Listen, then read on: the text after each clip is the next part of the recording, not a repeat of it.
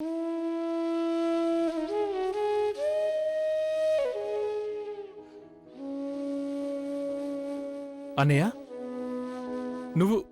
నువ్విక్కడ. Thank God నువ్వు కనిపించావు. ఇంట్లో అందరు నీ గురించి చాలా కంగారు పడుతున్నారు. పదన్నయ్య.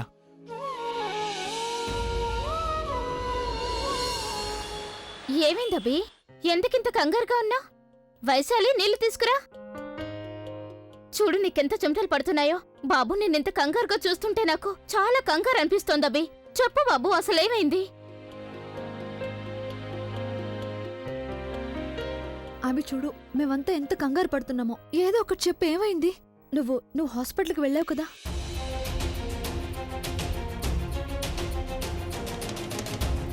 ఆకాష్, అన్నయ్య నీకెక్కడ కనిపించాడు? దర్గా దగ్గర. నేను పోలీసులు కూడా ఇన్ఫార్మ్ చేశాను అన్నయ్యని వెతుకోమని. అటువైపు నుండి వెళ్తుంటే నాకు ఉన్నట్టుండి అన్నయ్య కనిపించాడు. అప్పుడే అక్కడి నుండి నేను అన్నయ్యని ఇంటికి తీసుకొచ్చాను. అసలు ఇలా దిగులుగా ఎందుకు కూర్చున్నాడు? ఒకవేళ ప్రజ్ఞ చనిపోలేదు కదా? ఏమైంది?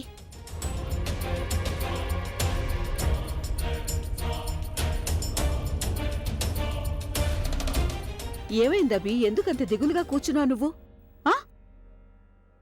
ఇదేంటి? అరే, నువ్వేడుస్తున్నావా?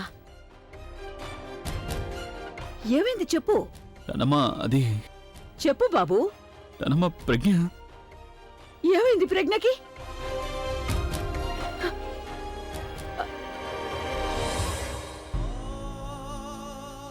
ఏడవద్దబ్బి, ఏడవద్దు.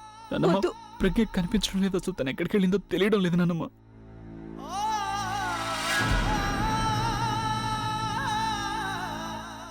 ఏడవ కబి. కంగారు పడాల్సిన విషయం ఏమీ లేదు. తనేమీ చిన్నపిల్ల కాదు కదా, వచ్చేస్తుంది. తప్పిపోలేదు కదా తను. నేను తన కోసం ఉదయం నుంచి వెతుకుతున్నాను. తన కోసం అన్ని చోట్ల వెతికాను. వాళ్ళ ఇంట్లో, ఆఫీసులో, హాస్పిటల్లో తను నాకు ఎక్కడ కనిపించలేదు నానమ్మ. వద్దు బాబు, వద్దు. నువ్వు ముందు అడవడం ఆపు. తన్ని మనం వెతుకుదాం. మేమందరూ ఉన్నాం కదా నీతో పాటు. ఆకాష్, ఏంటనమ్మా? ఒక పంచే, పోలీసులకు కబురు చే, కంప్లైంట్ రాసివ్వు. ప్రజ్ఞని వీలైనంత త్వరగా వెతకమని చెప్పు. సరేనమ్మా, నేను పోలీసులకు ఇన్ఫార్మ్ చేస్తాను. మనం కూడా వెతుకుదాం. వద్దు నాన్న, ఏడవకూడదబ్బి, సరేనా? నాకు అసలు అర్థం కావడం లేదు. అందరూ ఇలా చేతులు ముడుచుకొని ఎందుకు కూర్చున్నారు? మనందరం వెళ్లి ప్రజ్ఞని వెతికి తీసుకొద్దాం. బుల్బుల్, అసలు ప్రజ్ఞ ఎక్కడుందో, ఏ పరిస్థితిలో ఉందో తెలియడం లేదు. అభి వాళ్ళ నానమ్మ చెప్పారు ప్రజ్ఞకి యాక్సిడెంట్ అయిందని. నా కూతురికి అసలు ఏం జరిగిందో తెలియడం లేదు. ఇప్పుడే వెళ్ళి అందరూ తన్ని వెతికి తీసుకురావాలి కదా. ఎక్కడుందో, ఎలాంటి పరిస్థితిలో ఉందో. పద బుల్బుల్, కూర్చో. పోలీసులు హాస్పిటల్లో అన్ని ఎంట్రీస్ లో అక్క కోసం వెతుకుతున్నారు. ఒకవేళ మనం వెతకడానికి వెళ్ళినా కూడా మన అక్కని వెతకలేవమ్మా. ప్లీజ్ నువ్వు రిలాక్స్ గా ఉండు. ప్లీజ్ ఇలా టెన్షన్ పడకమ్మా. నాకు ప్రజ్ఞ దగ్గరికి వెళ్ళాలని అత్తయ్య. నాకు ఎలా ఉందో తెలియడం లేదు. తనకి నా అవసరం ఉంటుంది కదా అత్తయ్య. ఏమీ కాదు, తను బాగానే ఉంటుంది అత్తయ్య. అసలు ఇదంతా అభి వల్లే జరుగుతోంది. కేవలం అభి వల్లే జరుగుతోంది. అభికి తనుకి పెళ్లి జరగబోతుందన్న కబురే రాకపోతే నా కూతురు ఇలా వెళ్ళిపోయి ఉండేది కాదు. అయినా అత్తయ్య, తను ఒంటరిగా వెళ్తుంటే మీరు ఎందుకు తనని ఆపలేదు? మీరు తనని ఆపాల్సింది కదా. నాకు తెలుసు, పైకి తను ధైర్యంగా కనిపించిన లోపల తను చాలా బాధపడుతూ ఉంటుంది అత్తయ్య. తన కళ్ళ ముందు అభికి తనుకి పెళ్లి జరుగుతుంటే తను ఎలా చూడగలుగుతుంది అత్తయ్య, చెప్పండి? ఇదంతా నేను జరగకూడదు అనుకున్నాను, కానీ ఇదే జరుగుతోంది. నాకు తన్ని చూడాలనుంది. వెంటనే తన దగ్గరికి తీసుకెళ్ళు బుల్బుల్.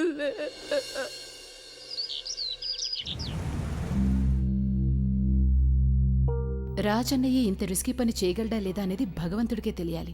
ఒకవేళ ఎవరికైనా తెలిసిపోయిందంటే ప్లానింగ్ అంతా ఇక్కడే అంతమైపోతుంది.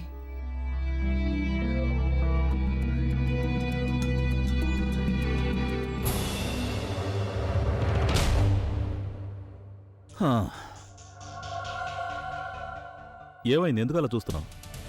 కాఫీ ఏమైనా తెప్పించవచ్చు కదా. ఇక్కడ ఒకవైపు నేను టెన్షన్తో చచ్చిపోతుంటే నువ్వు నన్ను కాఫీ కావాలి అని అడుగుతున్నావా?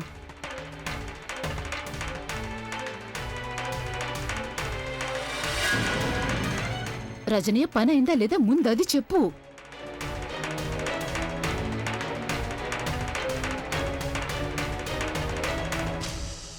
అయిపోయింది.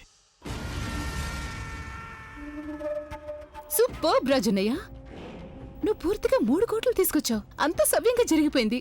3 కాదు, 2 కోట్లు. వాట్? కానీ 3 కోట్లు కదా మనం మాట్లాడుకున్నాం. మిగిలిన కోటి ఏమైంది? ₹1 కోటి అయితే నా దగ్గర ఉన్నాయి. మొత్తం డబ్బు ఒకే చోట పెట్టడం మంచిది కాదు. నువ్వు కూడా ఈ డబ్బు ఎక్కడైనా ఒక చోట పెట్టొద్దు. అలాగే పెట్టను.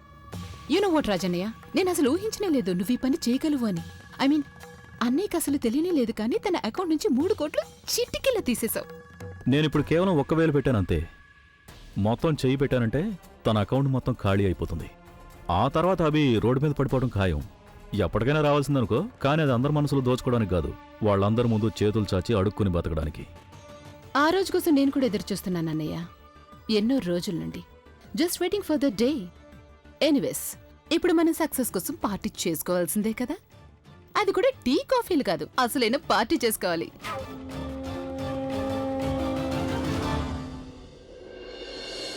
అబే నేను నీకోసం టీ తీసుకురానా లేకపోతే కాఫీ? అబే ఏదో ఒకటి తాగు. కమాన్ అబి, ఇప్పటికి చాలా ఎక్కువైంది. ఎంతసేపు ఇలా దిగులుగా కూర్చుంటావు? ఐ మీన్ పోలీసులు వెతుకుతున్నారు కదా ప్రజ్ఞ కోసం. తను దొరుకుతుంది. ఒకవేళ తను దొరికినా తను వాళ్ళ ఇంటికి వెళ్తుంది. కానీ నువ్వు ఇక్కడ తన కోసం వెయిట్ చేస్తున్నావు. అబి, ఐ థాట్ నువ్వు మనిద్దరు లైఫ్ గురించి డిస్కస్ చేస్తావని, పెళ్ళైన తర్వాత మనం ఎక్కడికి వెళ్తావనే దాని గురించి మాట్లాడతావనుకున్నాను. కానీ నువ్వు కేవలం తన గురించి ఆలోచిస్తూ కూర్చున్నావు. అబి ప్లీజ్ టాక్ టు మీ అబి. నువ్వు నా గురించి ఆలోచించు. నీకు ఈ బిడ్డ గురించి ఆలోచన లేదా? కొంచెం మన బిడ్డ గురించి కూడా ఆలోచించు అబి. మరొక విషయం, నేను వెళ్ళిపోయిన తర్వాత మీ బిడ్డని మీరు జాగ్రత్తగా చూసుకోవాలి. వాడు పుట్టిన తర్వాత వాడిని చక్కగా పెంచాలి. తనకి మంచి మంచి విషయాలు నేర్పించాలి. అందర్నీ ప్రేమించడం నేర్పించండి. ఎప్పుడూ ఏడిపించకూడదు. ఇదే నా ఆఖరి కోరిక అనుకోండి, దీన్ని మీరు తీర్చాలి. అలాగే ఇలా అనుకోండి, తన్ను కడుపులో నా ప్రేమ ఉందని. ఆ బిడ్డని మీరు జీవితాంతం ప్రేమించాలి. అది మన త్యాగానికి తీపి గుర్తు. మీరిక్కడ తనని ఎంతగా ప్రేమిస్తారో నాకక్కడ అంత సంతోషంగా ఉంటుంది. నువ్వు నిలబడున్నావేంటి? ఇలా కూర్చో. చూడు, ఇంతసేపు ఇలా నిలబడి ఉండడం బిడ్డకంత మంచిది కాదు. నువ్వు నా బిడ్డని జాగ్రత్తగా చూసుకోవాలి. టైంకి సరిగా తినాలి. రెగ్యులర్గా డాక్టర్ దగ్గర చెకప్ చేయించుకోవాలి. నా బిడ్డ చాలా ఆరోగ్యంగా ఉండాలి. నీ బిడ్డ? అబే ఇది మన బిడ్డ. నువ్వు ఒకవేళ ఇలా అనకపోయినా అప్పుడు కూడా నేను నీ బిడ్డను జాగ్రత్తగానే చూసుకుంటాను. కానీ నువ్వే నన్ను నా బిడ్డని పట్టించుకోవడం లేదు. పట్టించుకుంటాను, ఇక నుంచి పట్టించుకుంటాను.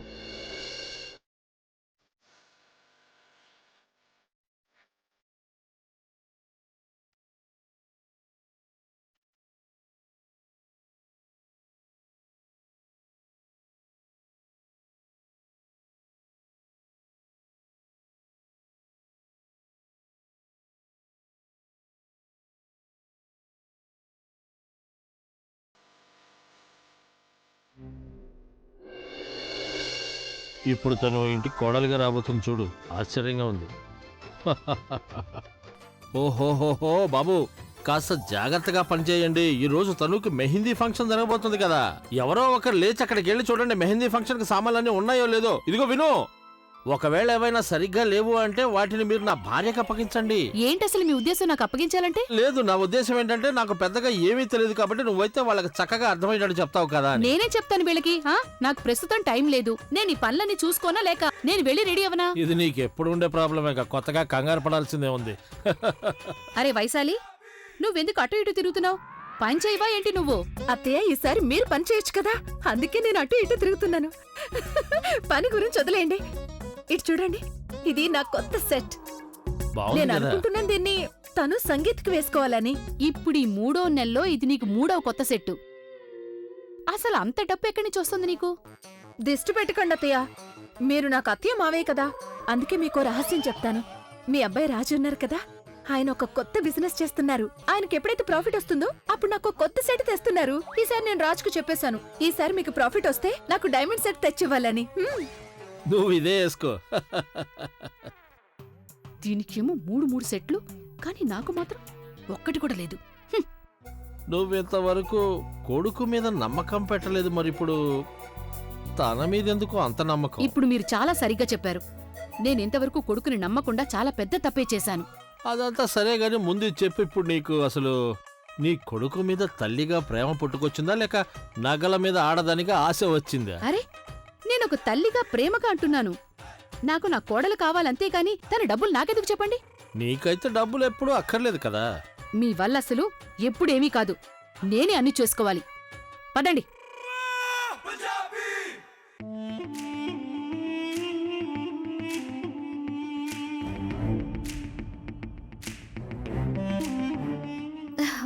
What a dress, I really liked it. Really you liked it? చాలా అలీ, I loved it. Of course, after all rock star Abhi sangeet కాబట్టి తనకి కాబోయే భార్య బెస్టే వేసుకోవాలి. Doesn't she? Look at this, చాలా బాగుంటుంది ఇది. నీకు తెలుసా, నేను స్వయంగా నీకోసం సెలెక్ట్ చేశాను. హా, చాలా బాగుంది. ఆలియా, నేను దీన్ని అభికి చూపించొస్తాను, తనకు కూడా నచ్చుతుందేమో. అరేరే, ఏం చేస్తున్నావు నువ్వు? విచిత్రంగా ఉంది తను. నేను నీ ఫంక్షన్ ని ఎంత స్పెషల్ గా చేయాలనుకుంటున్నానో నువ్వు దాన్ని అంత ఆర్డినరీగా చేసేసుకుంటున్నావు. అంటే ఓ గాడ్ తను, ఎప్పుడైనా సర్ప్రైజ్ అనే వర్డ్ విన్నావా నువ్వు అసలు? ఓ గాడ్ తను, నువ్వెందుకు అర్థం చేసుకోవడం లేదు? ఒకవేళ నువ్వు ఈ డ్రెస్ ని తీసుకెళ్లి అన్నయ్యకి చూపించేసావంటే అసలు సర్ప్రైజ్ అనే ఎలిమెంటే పోతుంది కదా. అలా కాకుండా రేపు సంగీతంలో నువ్వే స్వయంగా ఈ డ్రెస్ వేసుకొని అన్నయ్య ముందుకు వెళ్ళావంటే అప్పుడు చాలా హాట్ అండ్ హ్యాపీనింగ్ గా కనిపిస్తావు. అప్పుడు ఆలోచించు, అన్నయ్య రియాక్షన్ ఎలా ఉంటుందో. I will fall in love with you again. మరి చెప్పు, ఇప్పుడే నువ్వు ఈ డ్రెస్ ని తీసుకెళ్లి అన్నయ్యకి చూపించాలనుకుంటున్నావా, లేకపోతే రేపు దీన్ని వేసుకుని అన్నయ్యని సర్ప్రైజ్ చేయాలనుకుంటున్నావా? I think second one option ఎక్కువ బాగుంది. మరైతే ముందు నువ్వెందుకు ఇలా ఆలోచించలేదు? ఓహో, పెళ్లి ఏర్పాట్లలో నేను ఎంత పిచ్చిదాన్ని అయిపోయానంటే నాకేమీ అర్థం కావట్లేదు. బుర్ర పూర్తిగా పనిచేయడం మానేసింది. నాకు గుండె చప్పుడు మాత్రమే వినిపిస్తోంది. లబ్డబ్ లబ్డబ్. తను I'm very happy for you. నీకు అన్నకి పెళ్లి జరుగుతున్నందుకు నాకెంత సంతోషంగా ఉందో తెలుసా? ఒక విషయం చెప్పు, అన్నయ్య నీతో సరిగ్గానే బిహేవ్ చేస్తున్నాడా? లేదా అలియా, తను ముందులా ఉండట్లేదు. ఐ మీన్ ఎక్కడో ఆలోచిస్తూ ఉంటాడు. కానీ బిడ్డ గురించి మాత్రం కాస్త కన్సర్న్ ఉంది. కానీ నాకేమనిపిస్తుందంటే తను ఇంకా ప్రజ్ఞ గురించి ఆలోచిస్తూ తన్ని గుర్తు చేసుకుంటున్నాడని. అసలు ప్రజ్ఞలో ఏముందో నాకు అర్థం కావట్లేదు. తన అభిపక్కం లేకపోయినా తన ఆలోచనలో అలాగే ఉండిపోయింది. ఓహ్ కమాన్ తను, అన్నయ్య తన్ని మర్చిపోవడానికి అంత టైం ఇవ్వలేదు కదా. మనం తనకి కొంత టైం ఇవ్వాలి. కానీ నేను చాలా టెన్షన్ పడ్డాను అన్నయ్య నిన్ను పెళ్లి చేసుకోడేమో అని. కానీ తను నిన్ను పెళ్లి చేసుకుంటాను అని అంటున్నాడు. నీకు కాస్త టైం స్పెండ్ చేస్తున్నాడు కదా. So give him some time. అన్నయ్య కళ్ళజోడిని మర్చిపోతాడు, అంతా సర్దుకుపోతుంది. అలాగే నిన్ను కూడా ఇంతకు ముందులాగా ప్రేమించడం మొదలు పెడతాడు. And everything will be back to normal the way it was. Okay?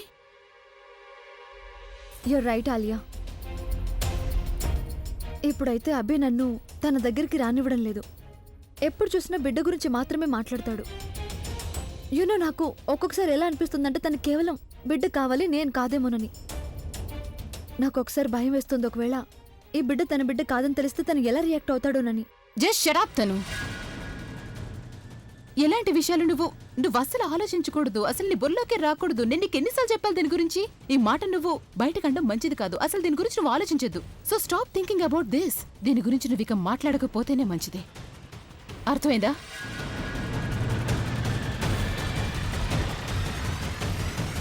Yes mister Gupta, I'm fine. లేదు సంగీత్ రేపు, ఈరోజు మెహందీ ఫంక్షన్.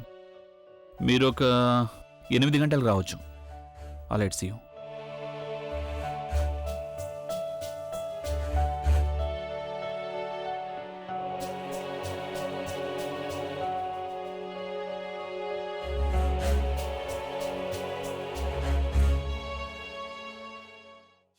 నానమ్మ, ఆకాష్ చెప్పాడు ప్రజ్ఞ.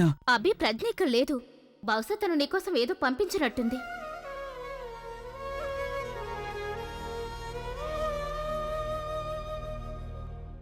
I'm sorry.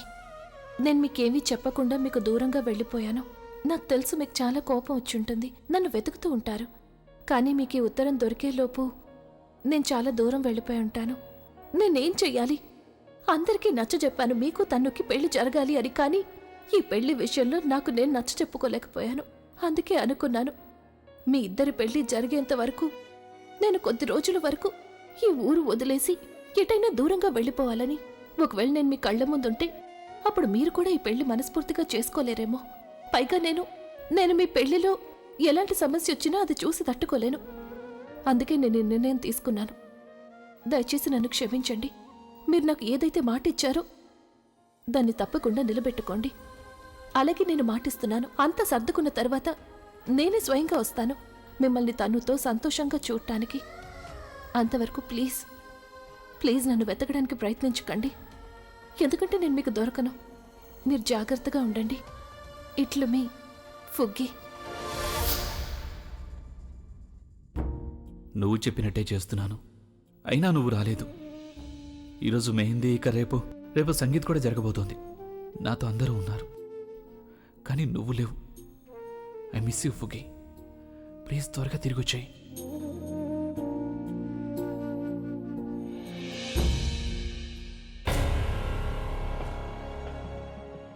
మళ్ళీ అదే లెటర్. ఒకే లెటర్ని తను ఎన్నిసార్లు చదువుతాడు? ఈరోజు కూడానా? తప్పంతా నాదే. నేను ముందే ఈ లెటర్ని చించి పారేయాల్సింది. కానీ ఇప్పటికైనా ఏదో ఒకటి చేయాల్సిందే. అభి మూడు మార్చాల్సిందే. అభి, తను ఏమైంది? తను ఇలా కూర్చో. సిద్ధం. అయ్యి ఓకే? తను ఏమైంది? పెయిన్స్ వస్తున్నాయా? డాక్టర్ని పిలవనా? వద్దభి, నేను ఇప్పుడు బాగానే ఉన్నాను. అభి, నువ్వు ఈ లెటర్ని ఎన్నిసార్లు చదువుతావు? ఐ మీన్, ఈరోజు మనకి మెహందీ ఫంక్షన్. కనీసం ఈ రోజైనా ప్రజ్ఞ గురించి మర్చిపో. Yes I know. అదే యాక్చువల్లీ నేను నా ఫైల్ చూస్తుంటే అందులో నుంచి లెటర్ కింద పడింది. దీన్ని తీసి తిరిగి పెడుతున్నానంతే.